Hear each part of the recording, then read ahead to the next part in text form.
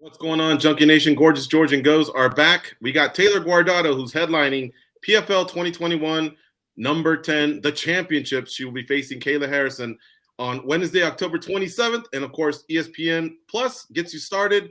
And then the fights wind up on ESPN2. What's going on, Taylor? How are you? I'm good. How are you guys? Good, good. I'll let everyone in. You were in the sauna a little while ago. How often do you work that bad boy as you get close to the fight? You like to chip away? I think a lot of people are under the impression the sauna is like what you do the last 24 hours. You know what? I use it just to cool down after obviously that doesn't make sense, but I use it to cool down after practice and just stretch and kind of relax my muscles a little bit, especially after a hard training session when I'm very sore. It just helps me relax. These are the tough ones, right? These are the ones that you're going to push yourself the hardest, and then you taper down, about a week out? Yeah, a week and a half out right now. Everything's set, everything's where it should be. Every puzzle piece is where it needs to be right now as far as my camp goes. It's just winding down and just cleaning up little pieces here and there. So like I told you before the interview, I'm sweating profusely right now. I was about to put this Golden Knights sweatshirt on, but I'm just in this skanky little tee. But I wanted to ask you, have you gotten to meet any of the Golden Knights, Raiders? And I guess my main question is, have you met athletes from other sports that have ever given you good advice for your professional career? Yeah. Before I even was a professional athlete, I got advice from my uncles that played in the NFL. And that was back when I was running track and field. I went to the Junior Olympics in track and field and stuff. But they always just told me just to remain focused. They told me to keep the goal in mind, but focus on whatever's in front of you first and foremost. So whatever task was ahead of me was more important than the task at the end, which is obviously to win. If you don't mind me asking, who were your uncles? Are they names we would recognize? Yeah, one of them was Chuck Muncie. He played for the Chargers, and that's my mom's brother. Really? Yeah. He played for the Chargers and the Saints, and then Nelson Muncie and Bill Muncie, they all played professional football as well. Yeah, so reason I'm going crazy, folks, is because Chuck Muncie was part of the San Diego Chargers in the early 80s when they had this electrifying offense along with Dan Fouts, John Jefferson, Kellen Winslow. I remember those teams. And then, yes, he did move on to New Orleans. He had a really unique face mask that nobody else had, so he was recognizable. Right off the top, he was one hell of a back. That's a cool story, man. That you said that's your mom's brother, so that's your uncle, okay? Yeah, he was my uncle. He was the best. All of them, honestly, they were. It was like walking around like with my giant teddy bears that took care of me all the time. So that was fun to grow up with. I can only imagine. Nice. Well, that's great advice to hear from great athletes.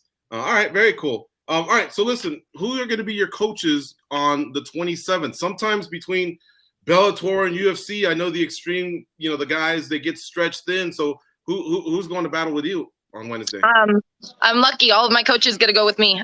So I'm taking Eric Nixick, I'm taking Dennis Davis and Nate Pettit, all three that have been there with me basically all three fights before this one. I'm taking all of them.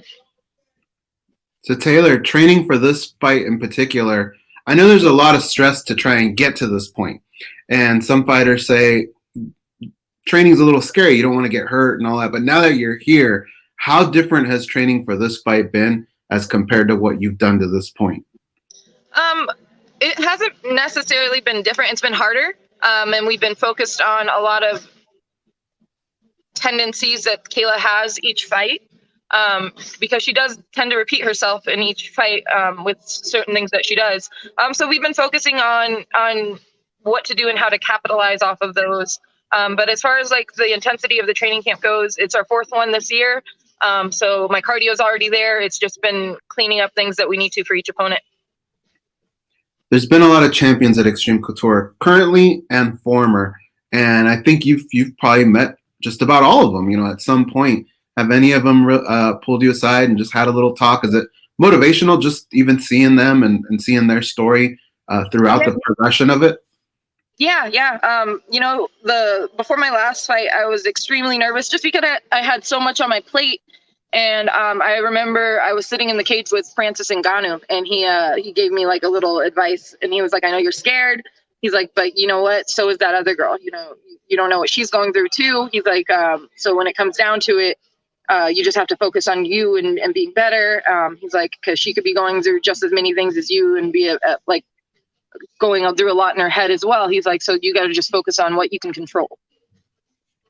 Now, I know fighting is just a part of your life. There are other things in your life. What's the longest you've gone without thinking about this fight?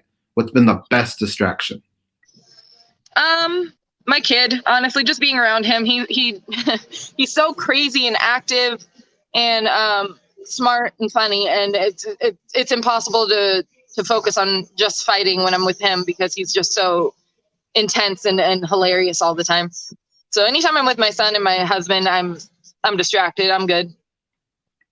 Your uncle Nelson Muncie, he's probably got a good body shot, right? Did he teach you anything?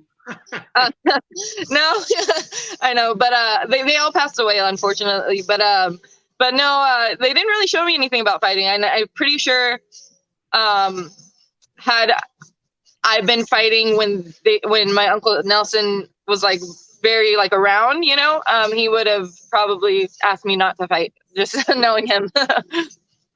Why do you think that? Were they? I mean, because they were in a violent sport, so just because of those reasons, or was there a particular reason? Like, was it a peaceful family upbringing? It wasn't a peaceful family thing. It was more so that my family was very much treated me like the little girl. You know, like they had me dressed in the little dress. As much as I acted like the little boy, they dressed me in the little puffy dresses and had my hair done, and they were always like, "Oh, the baby," and stuff like that. So then when I was like, "I'm gonna fight," they're like, "No." Have you ever told Eric Nixick that your uncle was Chuck Muncie? I think he's the only football guy that I know that. Sorry, he's the only guy in MMA that I know that really, I guess, would know that name. He played football. All them other geeks in the gym, they're into video games and stuff. I don't think I told him, honestly. I don't think that I had mentioned that to him. So now I kind of want to see what his reaction is. Yeah, he'll probably be blown away. Seriously, that he was one heck of a player, and that team from the early '80s was just like the most exciting team at that time. So you know, I don't know if you were old enough to watch them. But yeah, that you just like seriously brought back some memories for me. I got this gray, so that means my ass is old. You know what I mean? So I've seen some stuff. Anyway, all right. Listen, Taylor, we're so happy for you. Go out there, do your thing, have fun. Don't forget to have fun.